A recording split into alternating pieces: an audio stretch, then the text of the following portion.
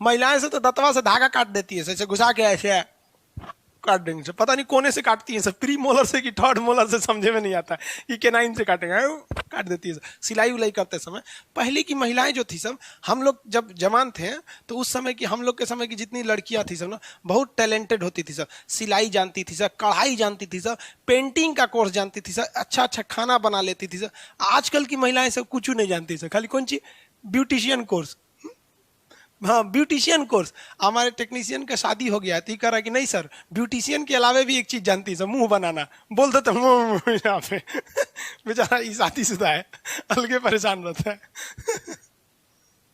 आगे देखिए, डाइजेशन की बात करते हैं। डाइजेशन कहाँ से स्टार्ट होता है? मुंह में। अब जो भाई साहब बोले थे लार ग्रंथि, अब समझो लार ग्रंथि क्या होती है सब।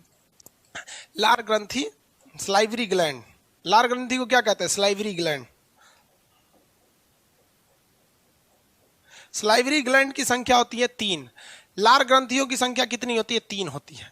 स्लाइवरी ग्लैंड जो होते हैं उसमें उनकी टोटल संख्या कहेगा तो कितनी हो जाएंगी बाबू? 3 होती हैं सब। चलिए देखिए यहां समझिए, इसका काम क्या होता है? हमारे शरीर में लार का निर्माण करना, यानी स्लाइवा का निर्माण करना। तो यहां बाबू समझो,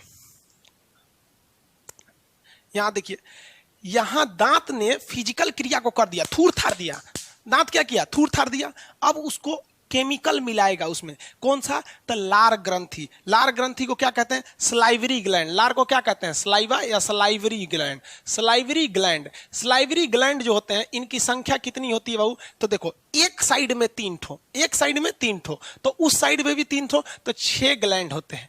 लार ग्रंथि में कितने ग्लैंड होते हैं? 6 ग्लैंड, जिसमें से सबसे बड़ा ये वाला होता है, यहां दिख रहा है ना ये वाला, ये इसे हम लोग कहते हैं पैरोटिड। क्या कहते हैं?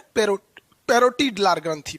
पैरोटिड आपके मटेरियल में लिखा हुआ है, देखिए लार ग्रंथि 3 होते हैं। तो एक ही साइड का याद करते हैं, दूसरे साइड का क्या है? बस 2 से गुणा कर दीजिएगा। यहाँ पर एक होता है सब मैंडिबुलर, एक होता है सब लिंगुअल। तो एक हो गया सब लिंगुअल, एक सब मैंडिबुलर, एक होता है पैरोटिड।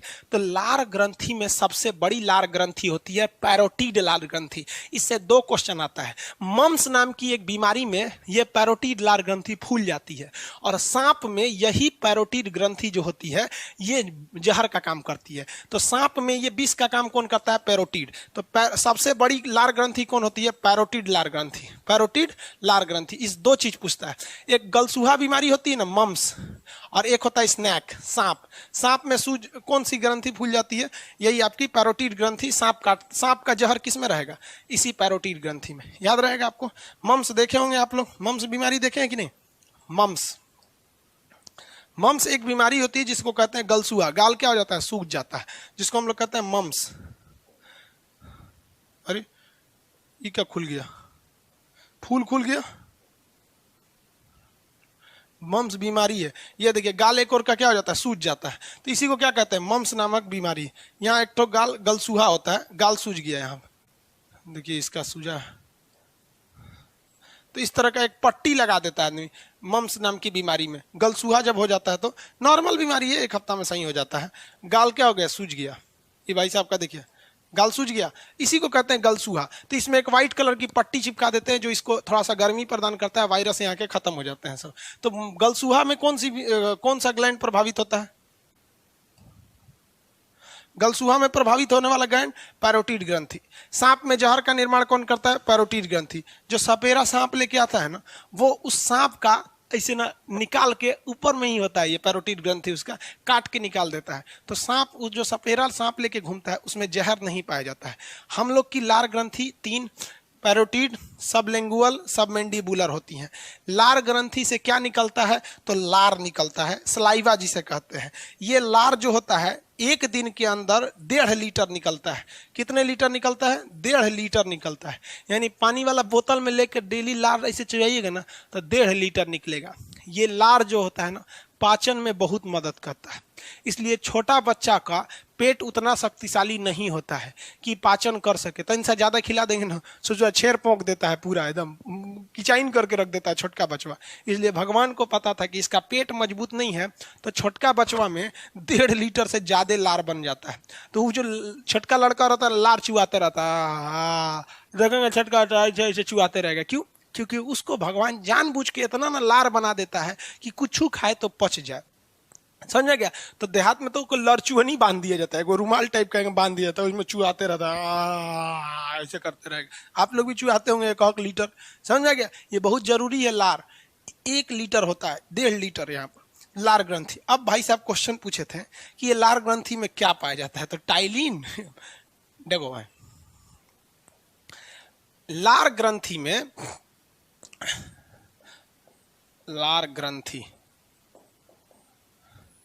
इसमें 4 तरह के एंजाइम पाए जाएंगे। पहला हो गया टाइलिन, दूसरा हो जाता है डाइस्टेज, डाइस्टेज, तीसरा हो जाता है लाइसोजाइम, या आंसू में भी पाया जाता है लाइसोजाइम, लाइसोजाइम। चौथा होता है म्यूलिन, म्यूलिन। चलो समझो अब ध्यान से। ये दोनों जो होते हैं सर ना, टाइलिन और ये डाइस्टेज, ये सबसे ज्यादा पाए जाते हैं। इनका काम क्या होता है, तो ये स्टार्च, स्टार्च को पचा देते हैं। स्टार्च, स्टार्च को हिंदी में हम लोग कहते हैं मंड, और देहात के भाषा में इसे कहा जाता है चोकर। क्या कहा जाता है? चोकर। तो सबसे अच्छा अपना देहाती भाषा, मंडल लिख दिए हैं, मंड होता है। ओहो, मंड, हिंदी हम गलत लिख देते हैं, आप देखते रहिएगा, समझ जाइएगा यहाँ पर। तो ये दोनों टाइल सबसे ज्यादा कौन सा पाया जाता है? टाइलिन। आपके किताब वगैरह में यही लिख देता है टाइलिन। टाइलिन के अलावा भी डाइस्टेज पाए जाते हैं। इन दोनों का काम होता है स्टार्च या मंड का पाचन करना। मंड क्या होता है? चोकर। अब आप बताओ ना, अनाज का चोकर कहाँ से होता है? यानी अनाज का छिलका से ही तो चोकर निकलता है। गेहूं का छिलका, गेहूं का चोकर, बाजरा का छिलका, बाजरा का चोकर। किसी भी जो तेल पिरवाने के लिए जो आप मस्टर्ड यानी सरसों पिसवाते हैं, उससे भी खरी निकल जाता है, वो भी क्या है? चोकर है। तो ये चोकर पचाने में मदद करता है। तो आप कहेंगे सर हम लोग तो चोकर कभी नहीं करते हैं। भाई आप जो आटा खाते हैं ना, आटा में भी चोकर होता है, और चोकर रहना जरूरी है, तभी हमारे में पचेगा वो खाना। नहीं तो आटा में से 100% चोकर निकाल देंगे तो वो मैदा हो जाता है। आप 5 गो रोटी तनी मैदा का खा लीजिए, फिर समझ में आएगा, नहीं पचा पाएंगे। और वही 5 रोटी तो आप नॉर्मली खाते होंगे आटे का। समझ में आ रहा है कि नहीं आ रहा है? तो ये मंड यानी चोकर का निर्माण करते हैं। स्टार्च, स्टार्च का ही बना होता है कैप्सूल, ये आगे पढ़ाएंगे। दवाओं का जो कैप्सूल होता है ना, कैप्सूल, वो स्टार्च का ही बना होता है, चोकर का बना होता है। पतला लेयर होता है चोकर का, गला के उसके बनाया जाता है। तो अनाज का बाहरी भाग में क्या पाया जाता है? मंड यानी स्टार्च पाया जाता है। आगे बढ़े। अगला क्या है? लाइसोजाइम। लाइसोजाइम का काम क्या है? तो ये कीटाणु को मार देता है। जो जितने भी कीटाणु होते हैं, कीटाणु ठीक लिखा है जी, जर्म्स, जर्म्स को गर्ल्स नहीं ना लिख दिए हैं। अरे दोनों में ज्यादा का अंतर नहीं है। चलो ध्यान ध्यान से देखो, विद्यार्थी के लिए तो दोनों खतरनाक है। तो कीटाणु जो होते हैं सब, ये कीटाणु हमारे शरीर में, मान लीजिए कोई मजदूर है, खाना खा रहा है, कोई खैनी बनाता है ना, देखिएगा खैनी बनाने वाला यही हाथ से ऐसे ऐसे खैनी खाया है, और उसको दीजिएगा, लीजिए ना प्रसादी, मंदिर गए थे तो वही हाथवा से ऊपर शादियों का जाएगा मंदिर का। तो भगवान को पता था कि हिंदुस्तान में फूहर लोगों की कमी नहीं है। बचपन में हम लोग भी ना नाक को निकलते रहता था, इसे पोंछ लेते थे हाथ में, यहाँ लंबा लाइन बन जाता था छोटका बच्चा सब में। तो अगर आप गंदगी खा लेंगे तो मारेगा कौन? तो कीटाणुओं को मारने का काम कौन करता है? लाइसोजाइम करता है। इसीलिए छोटे बच्चों में लार बहुत निकलता है, कि लार के बहाने लाइसोजाइम निकलेगा उसको, तो आप कहेंगे कि लेभराया हुआ है। अरे भाई साहब, उसके लिए वो सैनिटाइजर है, वो लेभराया नहीं है। भगवान आपसे ज्यादा होशियार था, उसको नेचुरल सैनिटाइजर दिया है। तो आपका सोच समझ में आ रहा है कि नहीं आ रहा है? आगे बढ़े।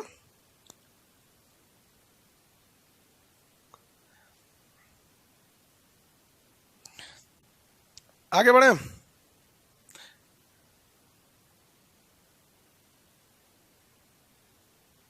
अरे ये साह वाला है, कह रहा है कि सर हमको ब्लॉक मत कीजिएगा। तो तू नौटंकी कर रहा था वो बैचवा में बैठ के, तो क्या करेगा आदमी? हाँ,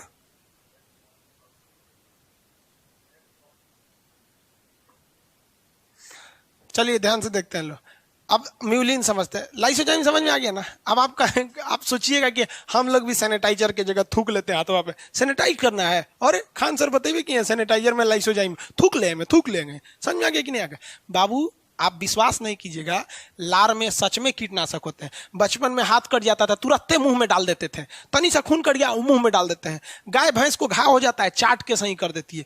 छोटे बच्चे जो गाय भैंस शेर जब बच्चे को जन्म देते हैं तो अपने बचवा को चाटते रहते हैं सब। वो बेचारे साइंस नहीं पढ़ा है सब, लेकिन उनको पता है कि हमारे थूक में क्या है, लाइसोजाइम है, हमारे छोटे बच्चे को बहुत मदद करेगा। गाय को देखिएगा ना, बच्चा देगी ना तो 1 हफ्ता तक खूब चाटती है, ताकि अपने बचवा को वो बचाना चाहती है।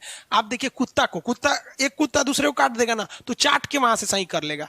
कुत्ता कभी नहीं सड़ते हैं सर, लेकिन कुतवा दूसर को कुतवा को पता अच्छा ससुरे तू चाट के खत्म करेगा तो खोपड़िए काट लेता है, ले अब चाट तुम। अब खोपड़िया चाटिए नहीं पाता तो खोपड़िया सड़ जाता है, तो ऐसे करके कुतवा घूमते रहता है। अब भीड़ भाड़ का एरिया में झाड़ देता है, इसे पूरा कीड़ा झाड़ देता है। तो ये हो गया लाइसोजाइम। अब हो गया म्यूलिन।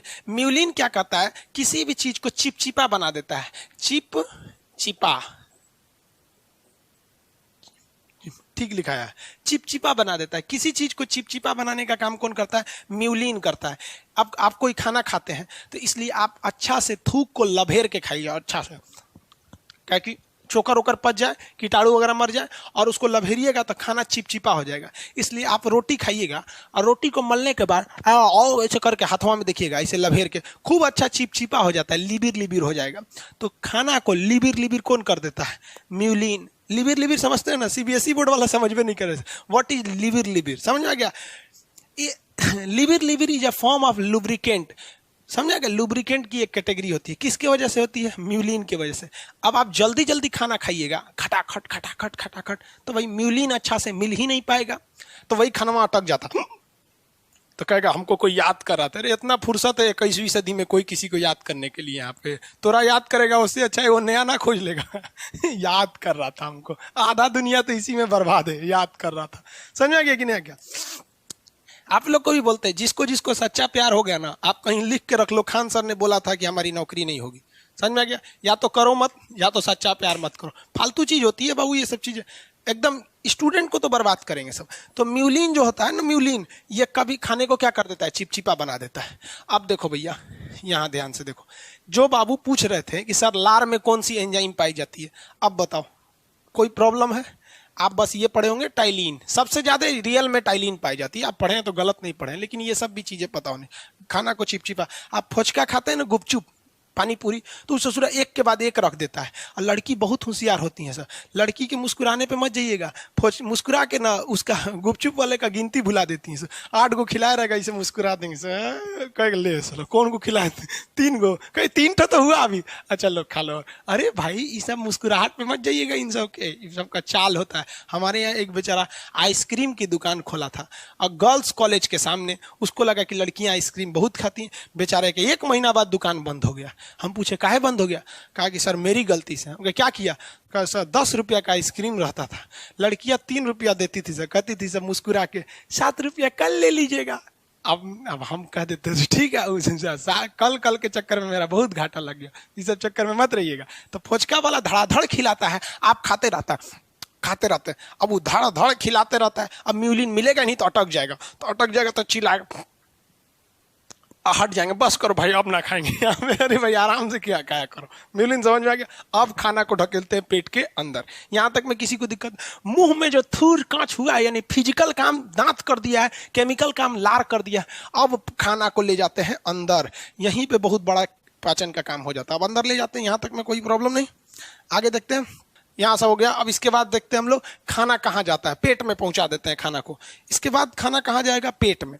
तो पेट में जो खाना जाता है वो जाता है आपका ओएसोफेगस द्वारा। पेट में जो खाना ले जाता है उसे हम लोग कहते हैं ओएसोफेगस। पूरा चला गया, तुम नीचे आओ। देखिए बाबू, ये जो चीज देख रहे हैं आप, इसे हम लोग कहते हैं ओएसोफेगस। इसे हम लोग क्या कहते हैं, ओएसोफेगस, ग्रास नली। ये फूड पाइप नहीं है, ये जो है ना ओएसोफेगस है। फूड पाइप पूरा हो जाएगा, फूड पाइप आगे बताएंगे फूड पाइप में क्या होता है सब। यहाँ समझिए पहले, ये खाना को ढकेल के, यहां से देखिए, यहाँ पे 2 काम होता है। एक दांत जो होता है फिजिकल काम कर दिया, और जो स्लाइवा था, लार ग्रंथि थे, उसने क्या किया, केमिकल काम कर दिया। अब इसके बाद ये जो ओएसोफेगस है, ओएसोफेगस यहाँ लिखा हुआ है ना, ओएसोफेगस को हम हिंदी में कहते हैं ग्रास नली। ग्रास नली। ग्रसनी मत बोल दीजिएगा, ग्रास नली में खाना जाता है और एक होता है ग्रसनी।